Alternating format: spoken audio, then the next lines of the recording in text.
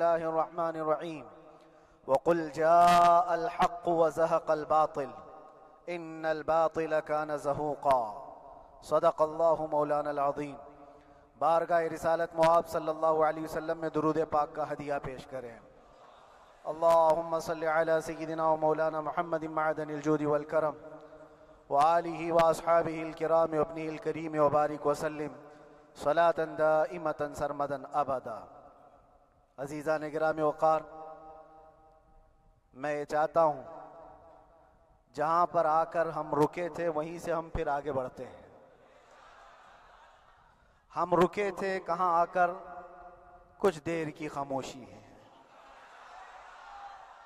اس کے بعد ہم آگے بڑھتے ہیں، اس لیے کہ مجھے کوئی شعر اب یاد کرانے کی ضرورت نہیں اور نہ ہی کسی کے سامنے کچھ بولنے کی ضرورت ہے۔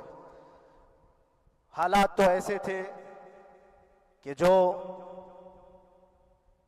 نان مسلم تھے وہ بھی ہمیں جیل میں دیکھ کر یہی کہتے تھے کہ آپ ہی نے کہا یہ فلاں بات۔ ہم نے کہا اللہ تبارک و تعالیٰ نے تم کو بھی یاد کرا دیا۔ میرے عزیزو، ستیزہ کار رہا ہے ازل سے تا امروز، شرار بو لہبی سے چراغ مصطفی بھی۔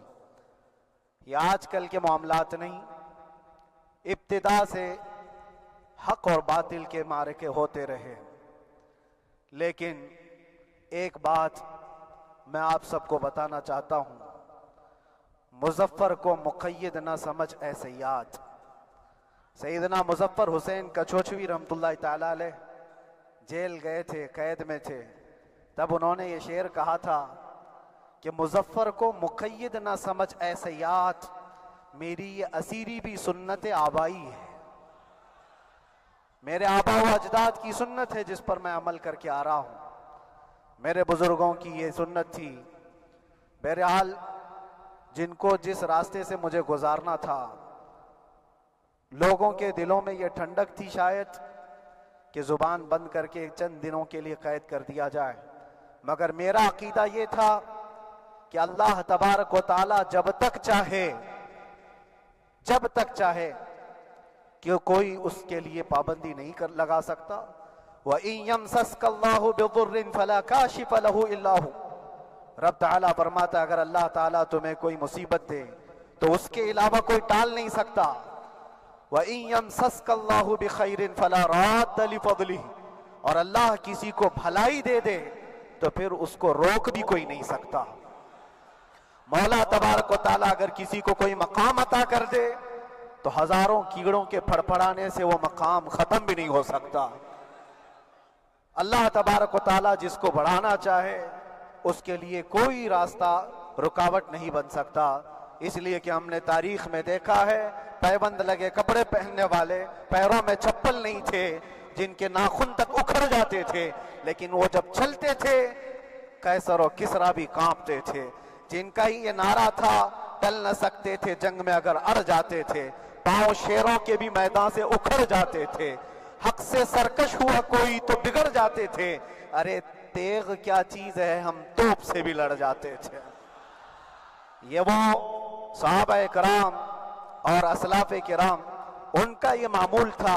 بظاہر ان کے پاس کوئی اسباب نہیں تھے لیکن اللہ کی مدد تھی، وہ پانی کی طرح بہتے ہوئے چلے گئے، نہ چٹانوں نے ان کا راستہ روکا، نہ دریاؤں نے ان کا راستہ روکا، وہ جس طرف سے جاتے تھے اللہ تعالیٰ ان کے لیے راستے بناتا تھا۔ عزیزان گرامی وقار، کون ہے وہ جو دریائے دجلہ میں اپنے گھوڑے دوڑائے تھے؟ کون ہے وہ جو دریا میں اپنی کشتیاں ڈال کر جلا دیا تھا کہ واپس جانے کا کوئی تصور نہ ہو؟ یہ سب میرے مصطفیٰ کریم کے دیوانوں کی ہی بات تھی۔ اسی لیے آج بھی دنیا گھبراتی ہے تو شانے لوگوں سے نہیں، دیوانوں سے ہی گھبراتی ہے۔ بہت زیادہ چالاک رہنے والوں سے نہیں، دیوانوں سے دنیا گھبراتی ہے۔ اس لیے کہ دنیا کو پتہ ہے، دنیا جانتی ہے کہ دیوانہ کہاں دیکھتا ہے کسی کو پتہ نہیں، اور یہ اس دیوانے کی بات کر رہا ہوں جس کے لیے اللہ کے حبیب صلی اللہ تعالیٰ علیہ وسلم کی عزت و وقار سب سے اول ہے۔ عزیزان گرامی وقار، آج آپ کے سامنے حاضر آیا، یہ میرے استاد گرامی، مربی، استاذ الاساتذہ، برادر گرامی، حضرت العلامہ مفتی زبیر احمد صاحب قبلہ ادام اللہ اقبالہ، جنہوں نے دن رات ایک کر دیے تھے، میرے خیال سے 8 مہینے میں جتنے ان کے بال سفید ہوئے اس سے زیادہ نہیں ہوئے ہوں گے، صرف اس لیے نہیں کہ ایک بھائی کے لیے، اس لیے بھی لڑ رہے تھے کہ ایک عالم کے لیے جس سے دین کا بہت سارا حصہ وابستہ ہے۔ ان کی محنتیں رائگاں نہ گئیں۔ بہت سارے میرے احباب و اقربا، خاص طور پر مدن پورہ اور وکرولی سے، جنہوں نے اپنے گھر بار چھوڑ کر میرے لیے دوڑتے بھاگتے رہے، اللہ رب العزت اس بات کا شاہد ہے، ایک ایک دن اندر میں نے سب کے لیے دعائیں کی ہیں، اور ایسا نہیں کہ کوئی دن بھولا جاتا، اور باہر کی ہمیشہ یہ خبریں آتی رہتی ہیں کہ حالات کیسے کے کیسے ہوتے جا رہے ہیں۔ کبھی اگر گھبراہٹ اور بے چینی ہوتی تو میرے عزیزوں صرف ایک ہی بات ہمارے پاس تھی علاج کے لیے، ایک ہی علاج تھا۔ جب بے چینی بڑھ جاتی، اپنوں سے رابطہ نہیں ہو پاتا اور کسی کے خبر نہ پہنچتی، کھانے پینے کی تکلیفیں، رہنے سہنے کی مصیبتیں جب سر پر آتی تو ایک ہی علاج تھا، ان کے نثار کوئی کیسے ہی رنج میں ہو، ان کے نثار کوئی کیسے ہی رنج میں ہو، جب یاد آ گئے ہیں سب غم بھلا دیے ہیں، جب یاد آ گئے ہیں سب غم بھلا دیے ہیں۔ اس رسول محترم صلی اللہ تعالیٰ علیہ وسلم کا احسان عظیم ہے۔ بار بار مجھے یہ احساس ہوتا رہا، پوری دنیا اگر چھوڑ دے مگر یقین تھا آمنہ کا لال کبھی نہیں چھوڑے گا، اور چھوڑا بھی نہیں۔ ہر رات جو ہمارا معمول تھا، ہم نے جو دیکھا، ہماری پچھلی زندگی میں ہم نے اتنے عجائبات نہیں دیکھے ہوں گے جو 8 مہینے کے اندر ہم نے دیکھے۔ نبی پاک صلی اللہ تعالیٰ علیہ وسلم کے انعامات و اکرامات، رب تبارک و تعالیٰ کی مدد سے دل مضبوط ہوتا ہے۔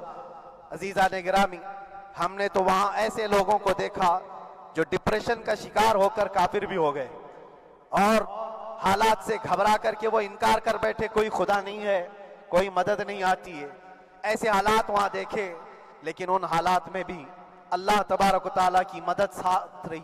رسول پاک صلی اللہ تعالیٰ علیہ وسلم کا انعام و اکرام یہ تھا کہ جس طرح سے گئے تھے اسی طرح سے واپس بھی آئے،